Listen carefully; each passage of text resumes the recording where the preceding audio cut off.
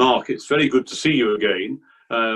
Whenever I see you, I always think you always recognise them because you wear something fairly daring, and your shirt is the giveaway today. I'm pleased to oblige. Yeah.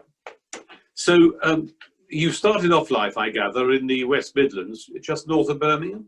Yes. Yeah. And you were there through until you were sort of went off to university? Yeah, that's about the sum of it. Yeah. And you began by being at Oriel reading history, is that right, at Oxford? Yeah, I read history at Oriel for 3 years, which was a fairly, well, extremely entertaining experience, and one that I've got the very fondest memories of. Did you have some great tutors? Oh, very much so, yes. Well-known university figures. I mean, my tutor was Jeremy Catto, who you probably, a name you may be familiar with, who died 2 or 3 years ago, who was one of the sort of great Oxford dons. I mean, I can't remember what the obituary said, but you know, it's a combination of Mr. Snodgrass and Porterhouse Blue and all the rest of it, which all makes it sound a bit daft, but actually, no, he was absolutely wonderful, fantastic medieval historian, and a really very, very terribly nice man. And did you carry on doing your research at Oxford as well, or did you do that elsewhere? I didn't really follow a conventional academic pattern, because when I left Oxford, I'd been organ scholar at Oriel, which was one of the reasons I ended up there. The college had just spent a great deal of money building a fantastic new organ, and I was the lucky recipient of this at the age of 18. I then moved down to Chichester, and I had a very happy gap year there, playing the cathedral organ and helping out in the music department. So there was a kind of gap there, a kind of hiatus. And it sounded as when we were talking earlier that you had a fairly sort of musical family background. Is that right? Maybe not intensively, but nobody was puzzled by the fact that this teenage boy was interested in music and played the piano and wanted organ lessons and all the rest of it. That was fine, and I suppose that became very much a part of me, and perhaps an unusual thing for someone working as a historian, or working in academic libraries, which is what I do for a living. Yes, it's interesting because we have here at Berwick at the parish church a young lad called Callum from just across the border, 14 years old, and he is now our organ scholar. And I think I can see that sometimes some of the older members of the congregation think it's all slightly quaint that such a young man should be interested in doing that sort of thing. But you enjoyed it, obviously. Yeah, enormously, and I think a formative experience in all sorts of ways, and perhaps also one with a certain impact on my approach to the world, because my real interest actually isn't really Anglican choral tradition and Anglican service playing and so on. I actually, as an undergraduate, got much more interested in the playing of historic organs in Germany and France and the Netherlands, and to some extent that's still true, and I think that also perhaps shapes cultural interests more generally. It's a slightly unusual set of perspectives, maybe. So you found yourself at the console of the Cavai Col organ every now and again, did you? I've done a bit of that. I mean, I think the real sort of crossing the Rubicon moment was going to Alkmaar in the northern Netherlands in about 1990, and playing the great 17th, 18th century Schnitger organ there, and nothing was ever quite the same since in terms of what I found really, really interesting. And when you'd finished your gap year, just tell us a little more. Were you back to Oxford then? Yeah, I'd been considering going to work in an academic library or becoming involved in something of that kind, a librarian, an archivist, a museum curator, for some time, but without being quite sure which way to jump. And during my gap year at Chichester, I made friends with my neighbour, the cathedral librarian, Mary Hobbs, who was splendid, but she wasn't the sort of person you said no to very easily. And when she told me that I would be helping out in the cathedral library, I cooperated, and I enjoyed it greatly, and made great friends with both the Hobbses, actually, the librarian and her husband, the Venerable Keith, the former archdeacon, who were great fun. And so when the opportunity to go and work in the Bodleian and go back to Oxford popped up, this looked like a pretty good bet. And I was probably one of the last generation of staff in the Bodleian to actually have a desk in Duke Humphrey, which was pretty cold in the winter, but was nonetheless pretty spectacular place to start learning your trade. It's the most remarkable building, isn't it? And Yeah. whenever I come, I try and come back and do 2 days in the spring and 2 in the autumn study. And I stay at Trinity, which is my former college, and then go work in the Bodleian. It's a wonderful place. But yes, Mary Hobbs is a crossover between the two of us. I knew her many years ago when I lived in fairly nearby Portsmouth. So you were quite, it's an element of eccentricity there as well, because I think you were quite interested in rare books, even in your youth. Maybe not intensively interested. I think there's, I hesitate to say this because there are people like this out there. I think there's something slightly odd about 9 and 10-year-olds being interested in rare books, that they do exist. I think I started to get interested when I was at Oxford, and actually quite easy to do that in Oriel because the college having a fantastic historic library, a wonderful Palladian building by James Wyatt with a collection that had evolved continuously since the 14th century sitting on the shelves, and where I was more or less made pretty welcome and learned a lot and had the opportunity to find out more and ultimately to look at things. And when you went back to Oxford then after Chichester, tell me what was your first engagement, as it were, when you got there? What were you doing? Who were you working with? I was working a very junior job in the Bodleian, but I was effectively the kind of sidekick, the assistant to the senior librarian responsible for the librarian's medieval manuscripts. And so I had my little desk in Duke Humphrey, and I spent all day processing orders for photography, which at that point hadn't quite yet gone digital. And I suppose I spent day after day processing thousands of mostly on paper orders for photography and microfilms and all sorts of other things. But that also meant that many of the greatest things in the library went across my desk on a daily basis. So I remember quite vividly on my first day working in Duke Humphrey, I ended up having to order up the Ashmole Bestiary. It's fantastic, 12th century, I think, illuminated bestiary, one of the great medieval manuscripts of the world. And that was a pretty heady experience, but then realizing that actually this happened day in, day out, things coming up in order to be checked, in order to sign them off that they were okay to be photographed. So I learned a lot from that, and because you got to see a lot of stuff, and actually when you're curating a collection of anything, then handling the things, seeing them is what you learn from. And am I right in thinking that when the world is a bit more normal than it is at present, it is possible to make tours of parts of the Bodleian? Yes, I believe so, and so too actually on this side. I was going to say on this side of the ponds. So too here in Cambridge, I think increasingly most great libraries are conscious of the fact that we have a responsibility to let people in as well as those who are coming to work on the books. And of course, I suppose if you and I were still there, myself sitting there reading some theology, and you being someone in the rare books department or whatever, manuscripts, people will come around and see us as sort of interesting objects, part of the scenery. I would not want to comment too much on the extent to which libraries may or may not regard their users as objects of study, but it's an interesting, interesting thought. Yes. So then, after doing that, did you move on again within the Bodleian, or did you were at Christ Church at one point too?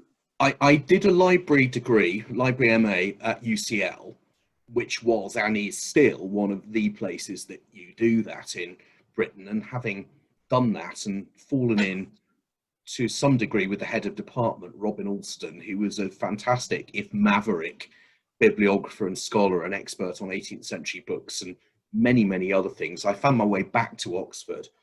I worked, it sounds odd finding your way back to Oxford, but actually if you work with rare books, there's a pretty high chance in Britain that you'll spend at least some of your time in London, Oxford or Cambridge, because that's where most of the collections are. So I found my way back to Oxford. I worked on a project which was about cataloguing Renaissance books in faculty and departmental libraries, which was externally funded. And that led me then to working at Christ Church on the payroll of Christ Church, where I suppose I organised and catalogued about 15,000 early printed books from what was and is, the second great collection of early printing in Oxford after the Bodleian. And that was a great experience too. Well, I hope that I'm making you feel at home by having a bit of a backdrop behind me of just the odd few books. I felt that might set the they're quite new books, but let's not worry about yes, that. yes. I'm sorry about that. Yes, but some of them I think are already older than might be best for the latest scholarship, so to speak. But there we are. Yeah, but that's always true, of course. So then you stayed in Oxford then you stayed for quite a long while, really, did you? I stayed living in Oxford, yes, for a very long time, for nearly 20 years, more than 20 years actually, after I moved back there from London. But I worked first for the university, then for Christ Church, and then I went to work for the National Trust, but stayed in and around Oxford. And I had oversight of the historic libraries of the National Trust, which is about, 170 odd libraries, mostly in country houses, for 15, 16 years. That must have been quite an interesting job in itself, wasn't it? Well, it was extraordinary at the time because effectively these collections, I won't say they'd been ignored, but they certainly hadn't had a great deal of attention given to them. They were cleaned and looked after, but nobody knew much about them. Most of them weren't catalogued. Most of them weren't accessible. People didn't talk about them very much. So my brief was really to go into a new role and bring these collections back to life, which I think in some measure we succeeded in doing. Yes, it's interesting. When you go round the great houses of the National Trust, you always get taken into the library. And I'm always slightly disappointed because you stand there amidst what sometimes must be some very interesting books, and you don't really get much of an introduction to them. But I suppose that's hard, is it, for volunteers? I think it's very hard when you're dealing with a large group of local staff and large group of locally trained volunteers, and the collections are effectively curated by a small kernel of expert staff based at the centre, if you like. And a great deal of effort went into working out what could be done to make the books more visible and more meaningful to a larger number of visitors. And I think we had a fair degree of success on that. But nonetheless, two things problematic in that way. One is what I've alluded to, that actually quite a small pool of expert staff at the middle, more difficult to actually kind of disseminate that systematically across the board. The other one is actually that a lot of the expert staff, so that was me and my assistants, were actually quite occupied for a long time trying to sort the collections out. And one had to ask the question, do you want to do more opening days, or do we actually want to work out what we've actually got, put a catalogue online? And so to some extent, there's an element of choice there about where you put time and capacity. And am I right in thinking you've also had quite a senior role at a certain point in the Society of Antiquaries? I was one of the vice presidents for a while, and I served on council, which is something I hugely enjoyed. I mean, I'm quite interested in the overlap, if you like, between libraries, archives, museums, and historic buildings in different ways. That's something that's been part of my own past. Could you say a little bit about, my guess is that lots of people have heard of the Society, but might not be entirely aware of what its interests and aims are. It's a good question. I suppose in the modern academic jargon, it's about material culture, isn't it? It's about stuff and what stuff tells us about the past and about ourselves. So it's populated by a medley of archaeologists, art historians, the odd literary historian, librarians, archivists, and all in between, really, museum curators, certainly. And it's the only organisation, I think, which pulls those strands together. And it is, I suppose, a place which has its own, it has its own history, its own place in the world. This is the longest established learned society for the study of the past in the United Kingdom, well over 300 years old. That's amazing, isn't it? Yes, I hadn't realised that. Now then, at some point, something clearly knocked you off course and caused you to cross some miles of countryside into the swamps of East Anglia to a rather more recent university where you are now based. Perhaps you could tell us a bit about what that was about. Well, it's 63 miles from Oxford to Cambridge, a journey which for several years I did all too frequently. I think when I went to work for the National Trust, I thought I'd probably give it 10 or 15 years, and I stayed for 16.